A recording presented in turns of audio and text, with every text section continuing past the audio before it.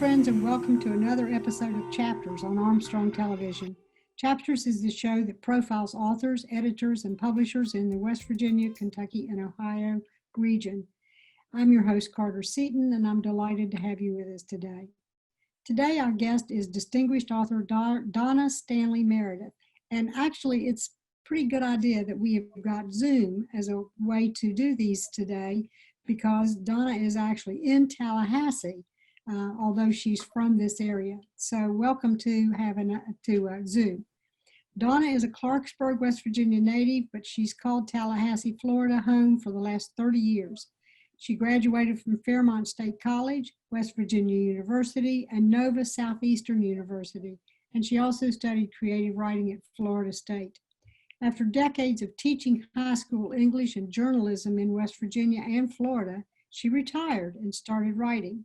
She's active in the Tallahassee Writers Association, and this is really active, serving as president, vice president, newsletter editor, website manager, conference chairman, and Seven Hills review coordinator.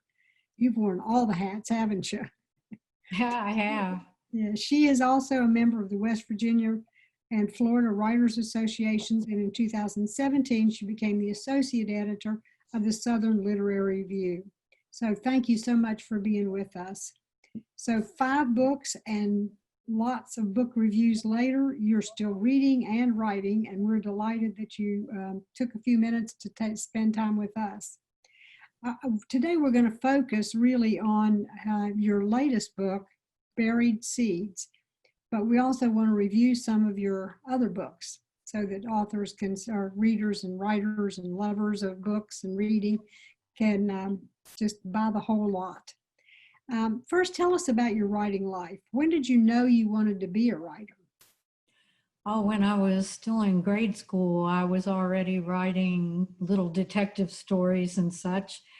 But I guess seriously in high school. I worked on the high school newspaper, and then the same in college at Fairmont. And I always wanted to write, but my father told me, you have to get a degree in teaching because that's where you'll get a job. And unfortunately, that is the truth. You can't really make a living writing very easily. So when I found out I could retire after 30 years of teaching high school, I rushed to the door and started writing right away and have not quit since. What year was that? Sorry? What year was that? Oh gosh, that was 15 years ago, 15? about. And the first book came out in 2010, The Glass Madonna. So you didn't write actively while you were teaching. I can see how that would be very difficult to do. I did a little bit, but nothing that I tried to get published other than a few newspaper articles, occasionally things like that. But yeah, just too busy reading student writing and grading it to do much writing of my own. Yeah, the grading takes a lot of time, doesn't it? Oh. So do you have a specific writing regime now? Before my husband retired, I did. Then I would get up every morning as soon as he left for work by 7. I was busy writing usually at least half a day, if not the whole day. Sometimes I would catch myself still in my pajamas and didn't want him to come home and find out that I was still sitting there spellbound by what I was creating. So I'd rush to change clothes, get a shower and change clothes before he got home from work. Sneaky. Yeah, right. So that's your guilty pleasure, was doing that writing, huh? It was. That was just really for the first book and maybe the beginning of the second one. But after that, it kind of slowed down and I got in a more sensible routine because you can't not exercise and take care of yourself. But when he retired, did that put somewhat of a crimp in your writing time? Oh, yes. His retirement dream was to get an RV and travel. So we have done a lot of that. And I can still write when we're on the road, but it definitely slows it down. I can't say I'm sorry though, because we've seen so much of this beautiful country, and even made it to Italy and Spain once, not in the RV, but we have gotten to see some wonderful things. So I'm not sorry that we got to travel. No, absolutely not. All right, tell us about the Glass Madonna. It seems to me that almost every one of your novels has a strong character. Tell us about this one. The Glass Madonna does have a character who becomes quite strong and independent.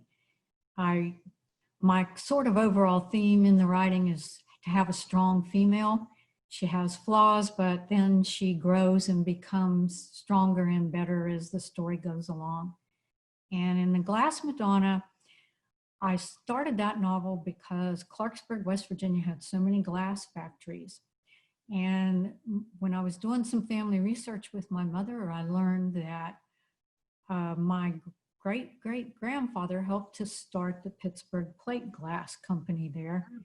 And so the novel just kind of grew out of that interest. I didn't know much about glass blowing, and then had to do the research and find out about it. Mm-hmm. And so the main character there, it's during the turbulent 60s. And she becomes independent and strong and runs up against a lot of the obstacles women did, like not being able to work in the field she wanted to work in. Mm-hmm. Yeah. Now, in the 60s, well, we couldn't get our own checking accounts, could we? Yeah. Do you come from a family of strong women? I think so. A storyteller, for one. My great aunt probably is the one that instilled such a love of storytelling in me. And my mother, who read to us every night, she became a nurse, and watching her go back to school and, learned the skills she would need to become a nurse was something that certainly influenced me. Mm-hmm. Okay, great. Thank you. The Color of Lies was your second novel, and it won the gold medal for adult fiction from the Florida Publishers Association in 2012, as well as the first place in women's fiction from the Florida Writers Association. That's great stuff. Good for you. Tell us about that one. Is that another strong woman? Yes, it was. My main character in that one is a teacher, just like the one in Buried Seeds that is the latest. But that was my novel that focuses most on my teaching experiences personally. It is fiction, but her story is that she was sort of blind to racial prejudice in her community. And she wakes up to that, looking at things that are going on around her that she just hadn't realized until she confronts it with some of her students. Mm-hmm. So she's very strong and grows in her awareness in that story. That's a timely book for now, even. Isn't it? Now in 2012, yeah.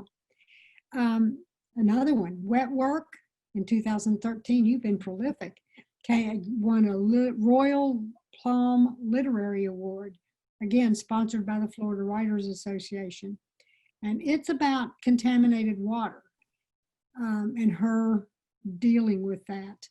Is that something that was sparked by West Virginia's problems with bad water? Well, partly. I created Summer Cassidy. She's a hydrologist and studies water and where it comes from and what kind of pollutants might get into it. And she's a big environmentalist, and that's probably what generated my interest in that, because I, of course, am concerned about the environment we live in too.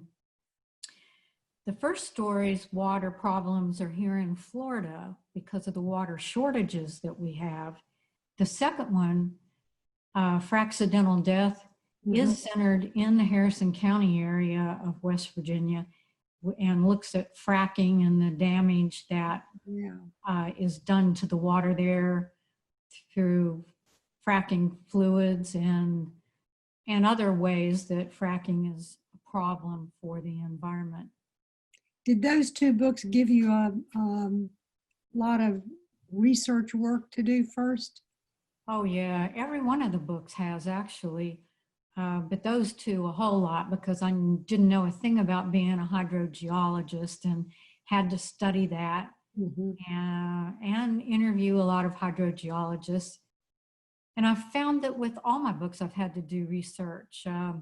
The Harrison County Library was extremely helpful when I was trying to research the glass factories for the Glass Madonna. And I had to interview teachers for Buried Seeds because I didn't know about the current strikes in 2017. Right. And I had to research San Francisco and the 1900s for Buried Seeds as well. So all the books have a lot of research. It's part of writing that I actually enjoy. Yeah, I've always found that most writers do enjoy that part, but they also admit that you can end up spending a whole lot more time researching than you do writing, and you have to stop yourself. It's true, and you end up having to throw away an awful lot of what you found out. Yeah. It's interesting to you, but it doesn't necessarily fit in the story perfectly, Yeah, and you don't want to bore anybody with your research. You don't have to tell it all, right? All right, now let's talk about Buried Seeds. I want to hear what your take is on the two women. Just give us a brief synopsis of that book. In Buried Seeds, we have two generations of women, both of them born in the Clarksburg area of West Virginia, one in the 1900s and one in current times. And they both face very similar problems, as much as that's possible across the generations. But women still have trouble balancing the pull of family and husbands, along with being self-determined, doing what you want to do with your life. So those are some of the things they have in common. The current time period is the main protagonist with a character named Angie Fisher, and she teaches science in a local high school. And her husband loses his job, all sorts of bad things start to happen to her, and it's just crucial that she has good health insurance, and she could sure use a pay raise. And that's how she ends up drawn into the teacher strike in the 2017-2018 time period.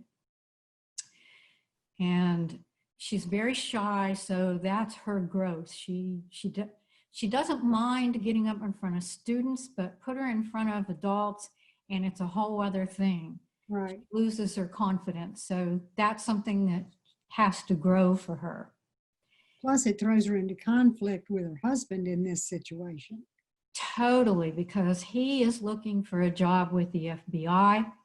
And so as a striker, she's breaking the law, and he's afraid that notoriety that she's going to get on being interviewed on local TV is going to hurt his chances.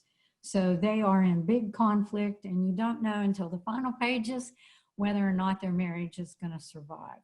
Right.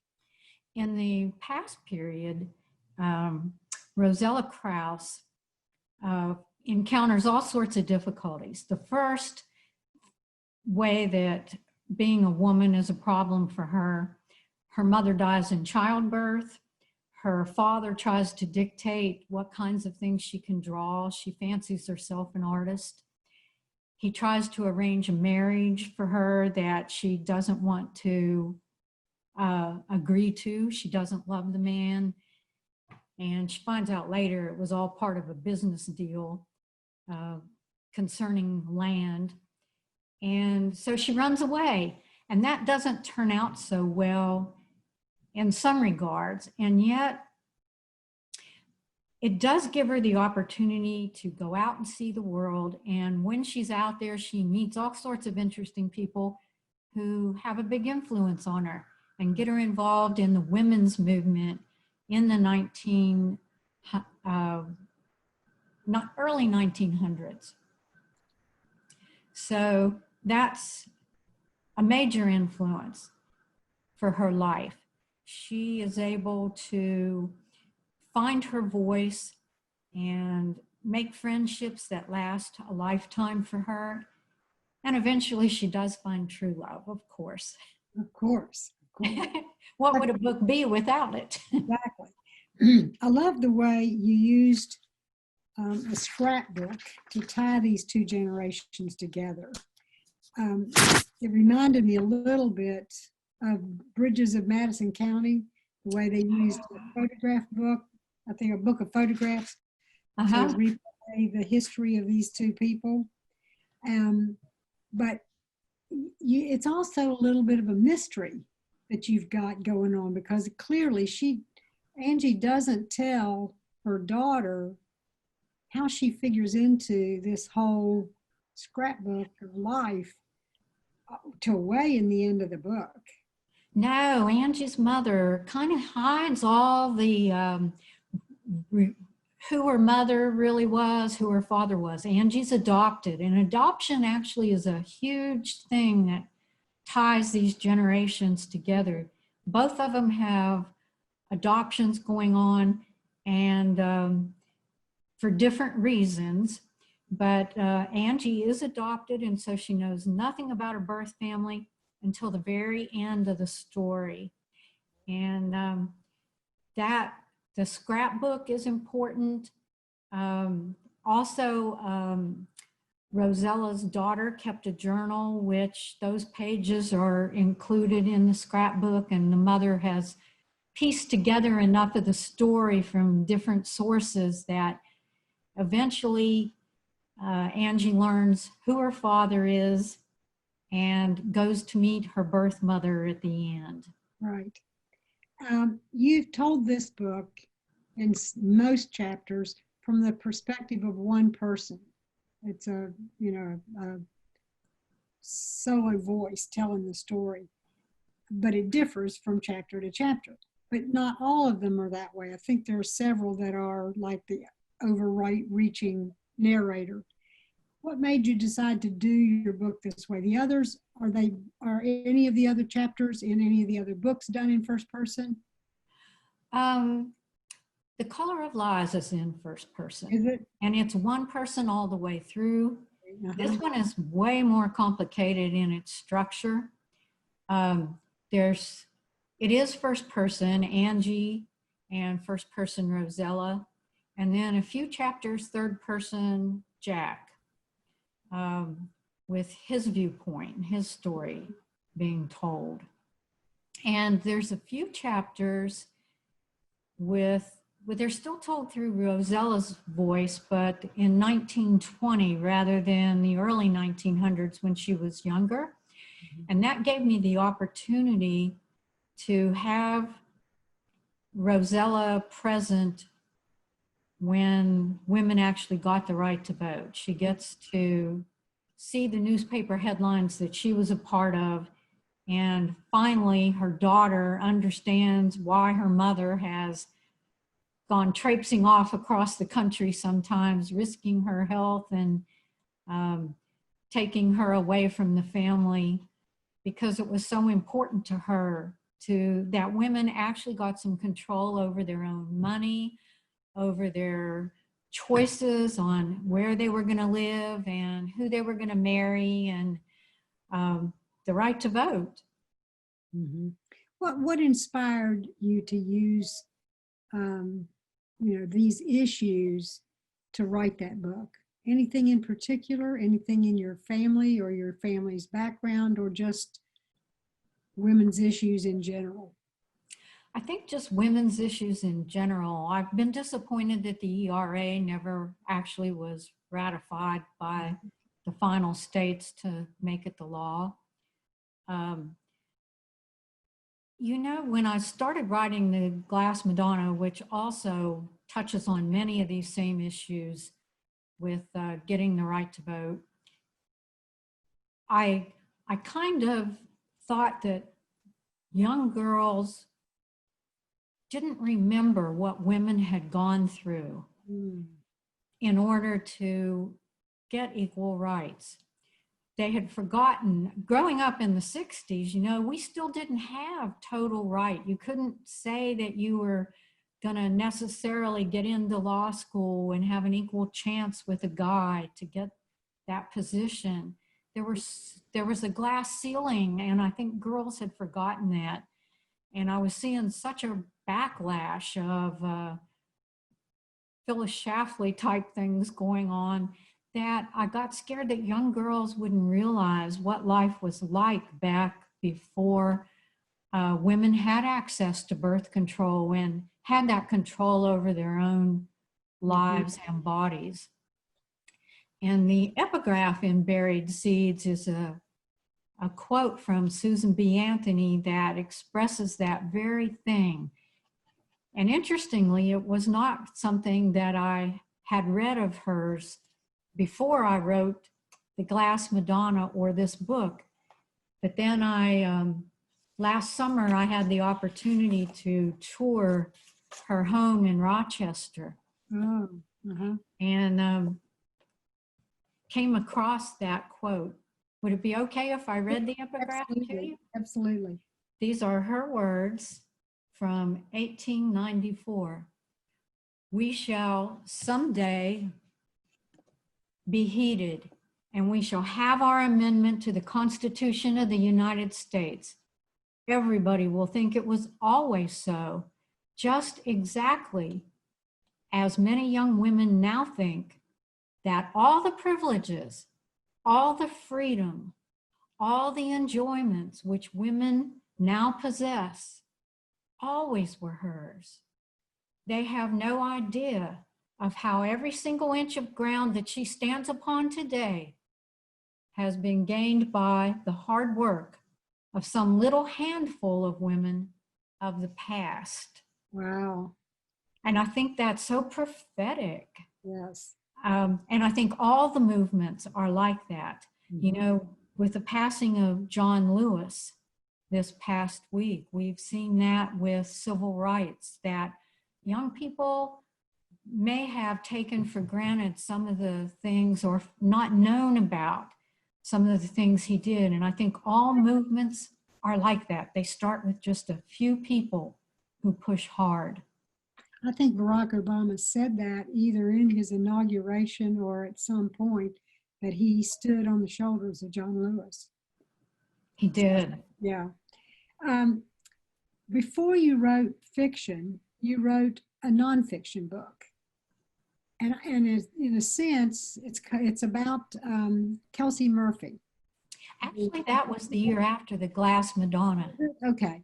She was a wonderful woman is a wonderful woman in West Virginia who's known for pushing the boundaries absolutely in the craft that she perfected of etching many layers of glass on vases and objects of glass.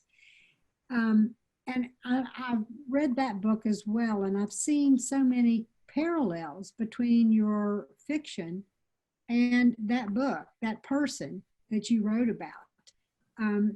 Did that inspire you to write her story, that she's also a strong woman who just was determined to do something that nobody else had ever done? Absolutely, and I have a neat story about that. Okay. I was at Tamarack doing a book signing for the Glass Madonna, and their glass buyer came up to me. I didn't know him from Adam, and he comes up and just starts chatting with me and asks me about my book. And I tell him it's about a strong woman that broke into the glass industry because she was determined that she was going to break the union rules and be one of the first women to get to blow glass. He says, I know that woman. And we have her glass here in Tamarack. And it was Kelsey Murphy. And then I discovered I own 2 pieces of Kelsey's glass. I had bought it at Tamarack on one of our former, trips home to West Virginia. I didn't even know it was a woman. It just said on the bottom, Kelsey, and I just thought, okay, that's somebody's last name, which actually it was.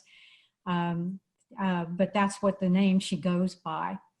And by the time I went home to Florida, that man had gotten me in touch with her. There was a phone call waiting on my answering machine from Kelsey, and she arranged to fly me to her brother's place. I drove to New Smyrna, met with her and her brother, got to interview her family, and then she flew me back to West Virginia to her studios there, which are outside of Huntington and Cerrito, as you know.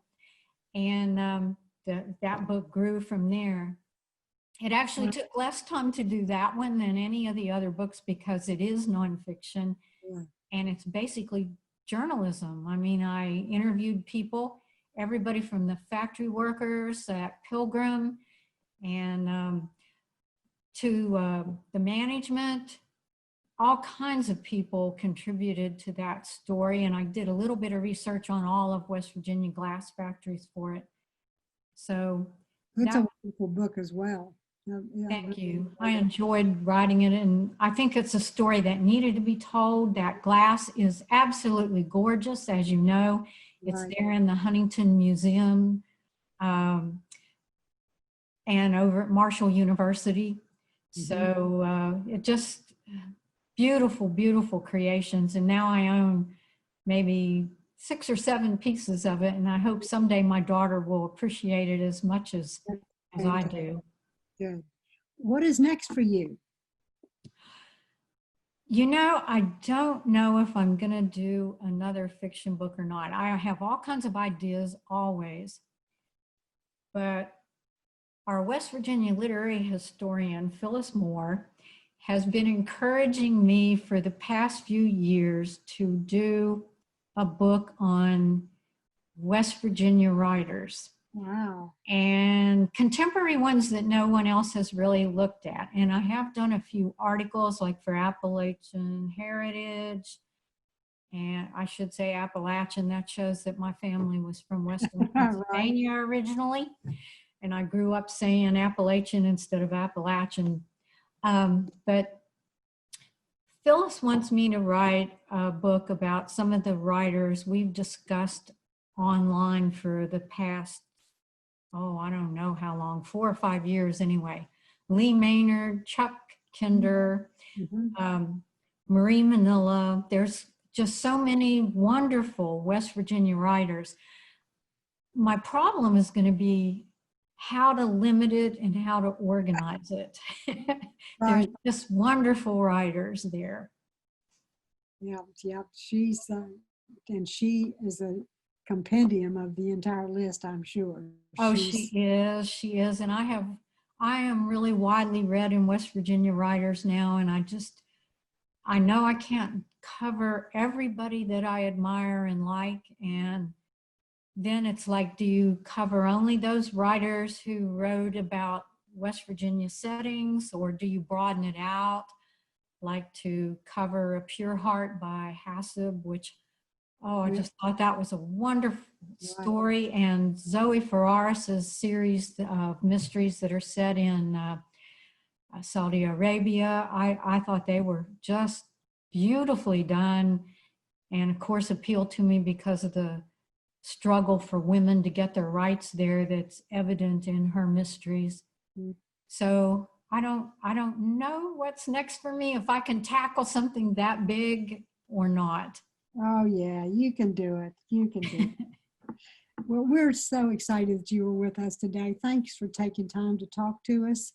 We look forward to whatever comes out of your computer next, whether it's that or another novel. I have a feeling that there's probably more stories that you're hydrogeologists could tell as well. Oh, there sure are. I would love to do a follow-up. Everybody asks me for the third one because they do mysteries and trilogies usually. Yeah, right. So I have ideas, but I haven't tackled that one yet. All right. Thanks so much for having me. Thank you so much. We hope to return to live interviews sometime soon, but in the meantime, stay well, stay safe, and stay tuned for the next episode of Chapters here on Armstrong Television. Connect with Chapters through email. Write to lp4@zoominternet.net. Chapters has a Facebook page at Armstrong Chapters. Like, subscribe, share, and comment. All Chapters episodes are available on YouTube. Visit the Armstrong Neighborhood channel on YouTube and look for a playlist of all the Chapters programs.